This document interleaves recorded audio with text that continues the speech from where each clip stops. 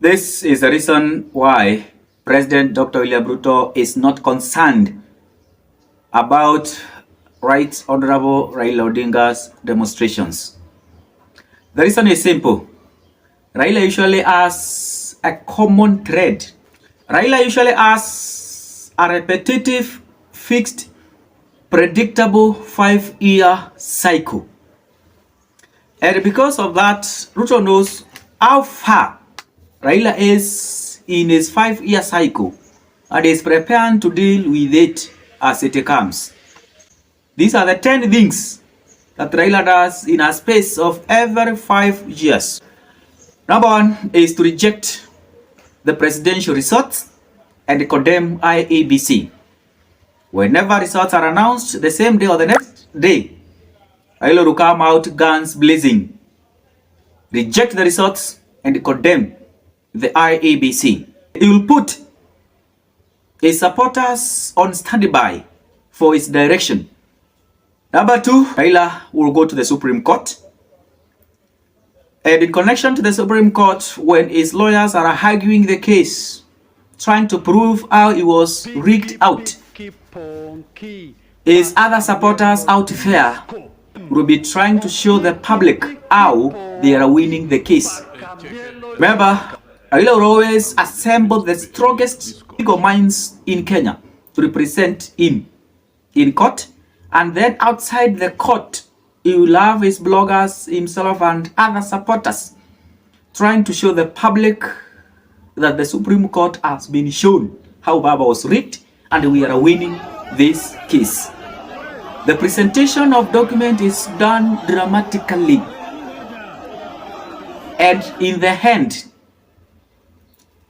when the verdict is out, Raila will reject the verdict, the ruling, or the judgment that comes from the Supreme Court. Shame on the judiciary of this country. Raila goes to the street, and that is where we are now.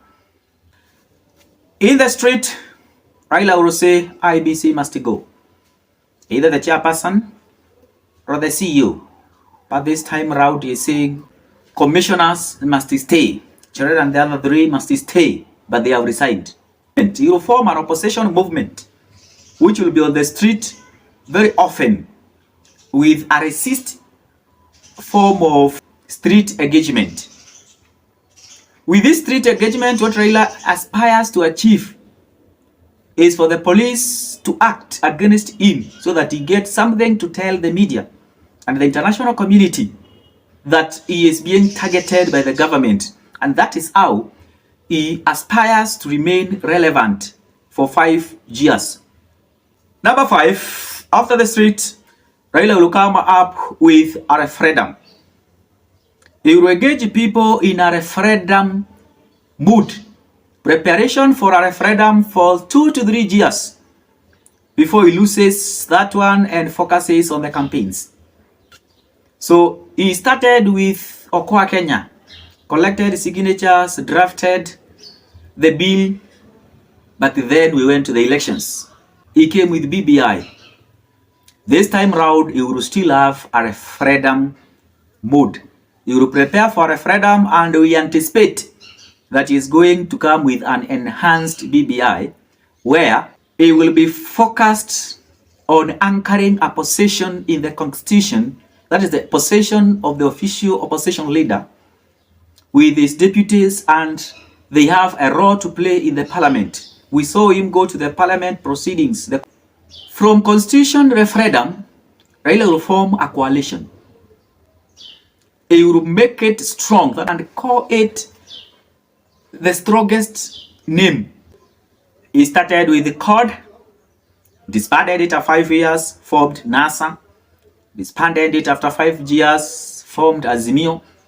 Azimio will die before 2027, and will form another coalition with another name. Number 7, once the coalition is ready, Raila will definitely be the presidential bearer even before he is announced officially, and he will now start giving IEBC ultimatums and conditions that must be fulfilled, otherwise he will not vie. He will give IEBC conditions for him to vie. If they are not fulfilled, he will not vie. and definitely has never refused to vie. 8, he will scare opponents with a running mate. Selection and declaration of the running mate will be a big event, and they will go around telling people how the running mate will make them win. Then the campaigns will kick off, and it will be crowd-filled. The campaigns will be crowd-filled. And as a result, those who are new to politics will think Raila is going to win because of the crowns that he will have. But definitely, that is not what it takes to win. 10 will be dramatic voting. During the day of voting, Raila, as usual, will have drama. Will not just go to the polling station and vote. He will wait until mid-morning or midday, then carry the crowd, take him to vote, then vote, exude confidence that he's going to win, and then go back and wait. And in the end, Raila will lose. The cycle will repeat itself. But now, the second round of Ruto's leadership will be characterized by one extra move, and that is a move that will involve attempt to get into government.